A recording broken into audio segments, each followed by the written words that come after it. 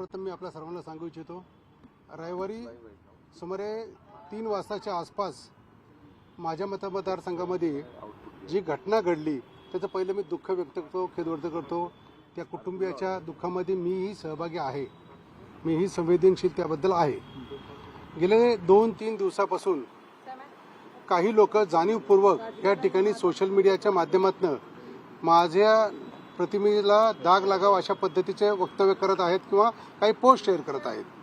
त्याचा खुलासा आणि त्याची माहिती देण्यासाठी मी आपल्याला या ठिकाणी आलेलो आहोत. खरं तर मी आपल्याला सांगू इच्छितो की रविवारी रात्री 3:21 रात्रीच्या माझ्या PNचा मला फोन आला.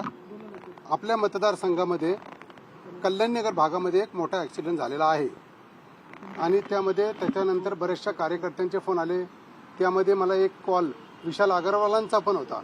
त्यांच्याकडनं ही माहिती देण्यात आली की माझ्या मुलाचा ॲक्सिडेंट झालेला आहे, त्याला पब्लिकनी खूप मारलं आणि पोलीस स्टेशनला नेलेलं आहे, तर प्लीज आपण या ठिकाणी येता का.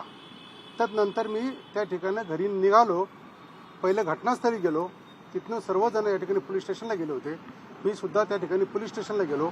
पोलीस स्टेशनला गेले असता त्या ठिकाणी PI साहेब अवेलेबल नव्हते. तर मी तिथं माहिती घेतली असता त्यांनी म्हणजे साहेब आता बाहेर गेले. तर मी त्यांना फोन लावला. त्यांच्याकडनं माहिती मिळाली की जखमींना घेऊन त्या ठिकाणी ते हॉस्पिटलला गेलेले आहेत. तर मी त्यानंतर तिकडे निघायचा, मी तिकडे येतो अशा पद्धतीने त्यांना सांगितलं. तर PI साहेबांनीच मला म्हणले 10 ते 15 मिनिटात मीच पोलीस स्टेशनला येत आहे, तर तुम्ही तिथेच थांबा. आणि तसे ते आले सुद्धा. आल्यानंतर मी त्या ठिकाणी त्यांच्याशी जाऊन भेटलो. पूर्ण घटनाक्रम त्यांच्याकडनं माहिती केला. त्यांनी त्या ठिकाणी मला माहिती दिली की ह्या ॲक्सिडेंटमध्ये 2 युवकांचा या ठिकाणी मृत्यू झालेला आहे आणि ती जी कार आहे ती कार तो लहान मुलगा चालवत होता आणि तशी एव्हिडन्स त्यांना किंवा प्रत्यक्षदर्शींनी त्यांना माहिती दिली होती. तर अशा या केसमध्ये आपल्याला गुन्हा दाखल करावा लागेल असं त्यांनी मला याची पूर्ण माहिती दिली. त्यानंतर मी त्यांना म्हणलो कायदेशीर जे काय कारवाई आहे आपण त्या ठिकाणी करावी. आणि एवढे बोलून मी त्या कुटुंबियाच्या व्यक्तींनाही सांगितलं ही सिरियस बाब आहे आणि याच्यामध्ये आपल्याला तुम्हाला कायद्याच्या हिशोबाने पुढे जावं लागेल. आणि त्यांना हे सांगून त्याच्यावरती साहेबांना सांगितलं की आपण या ठिकाणी गुन्हा दाखल आपल्या पद्धतीने करावा.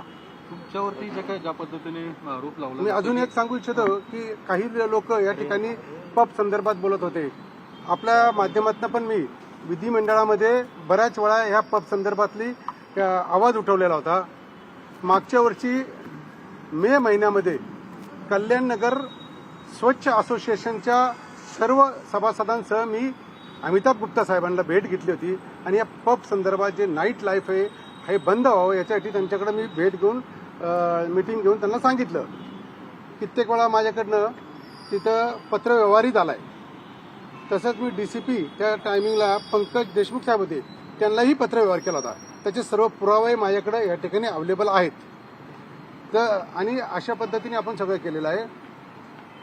अग्रवाल हे तुमचे मित्र आहेत, तुमची जी व्यावसायिक काय तुमची भागीदारी याच्यामध्ये आहे का असं सुद्धा आता आरोप होते, म्हणून तुम्ही त्यांना वाचवायला गेले. राजकीय क्षेत्रामध्ये मी प्रवेश करायच्या अगोदर ज्यावेळेस मी नोकरी करत होतो त्या काळामध्ये मी त्यांच्याकडे काम करत होतो. इंजिनियर म्हणून ज्यावेळेस मी पासआउट झालो तर नंतर मी त्यांच्याकडे काम केलं होतं.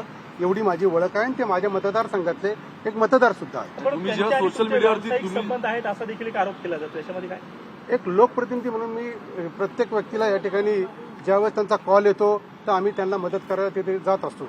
व्यावसायिक संबंध म्हणला तर त्यांचा माझा फक्त नोकरी आणि त्यांच्याकडे काम केलं होतं एवढा माझा त्यांचा. जसे अग्रवाल यांचा तुम्हाला कॉल आला, तुम्ही त्यांच्याशी कॉन्टॅक्ट केला, पण जे पीडित होते ज्यांचे 2 जण यामध्ये बळी गेले त्यांचे आई वडील सुद्धा पोलीस स्टेशनच्या तिथं आलेले होते, त्यांच्याशी तुम्ही संपर्क केला का? त्यांच्याशी काय बोलले? हे सगळं खोटं आहे. त्यांचे आई वडील इथे नव्हते. मी माहिती घेतली, हॉस्पिटलमध्ये पण माहिती घेतली PI साहेबांकडनं. त्यावेळेस त्यांना डेड बॉडी त्यांची ससूनला नेली गेली हे सांगितलं. त्यांचे आई वडील इथे नव्हते. माझ्याच कार्यकर्त्यांनी तिथं मदत करण्याचं, हॉस्पिटल लवकर त्यांना घेऊन जा अशा पद्धतीने करत होतं. तिथे ठेवण्याची ही मदत माझ्याच कार्यकर्त्यांनी या ठिकाणी. एक महत्वाचं आहे सगळ्यामध्ये की साधारण अपघात झाल्यानंतर आपण पोलीस स्टेशनला जाणं अपेक्षित आहे की रुग्णालयात?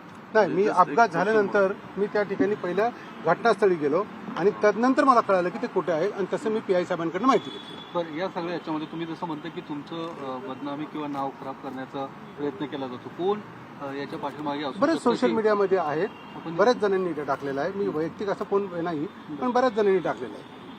असे आरोप लावले जातात की आरोपी गोपाळ, फ्रेमला check कर. पिझ्झा बर्गर खाण्याची सोय करण्यात आली. तशी आपल्याला आता आपले गृहमंत्री असतील किंवा कमिशनर साहेब असतील, त्यांच्याकडे सगळे सीसी फुटेज अवेलेबल आहे.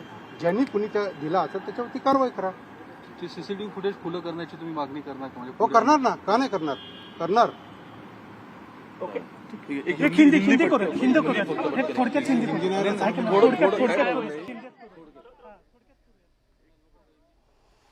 आमदार सुनील टिंगरे पुण्यामध्ये ज्यांच्यावर आरोप झाले की या पोर्शे कार ज्याने चालवली तो अग्रवाल आणि त्याचे वडील विशाल अग्रवालचा टिंगरेंना फोन आला, टिंगरेंनी पोलिसांना दमदाटी केली, असे सगळे आरोप या टिंगरेंवर होत आहेत. हेच ते टिंगरे आहेत, आमदार सुनील टिंगरे, जे आता स्वतःचं स्पष्टीकरण देत आहेत. 2 दिवसांनी ते सांगतायत की मी अशी कुठलीही गोष्ट केली नाही, मी पोलिसांना अजिबात दबाव टाकण्याचा प्रयत्न केला नाही, मी माहिती घेतली, PI यांच्याशी बोललो आणि परत आलो.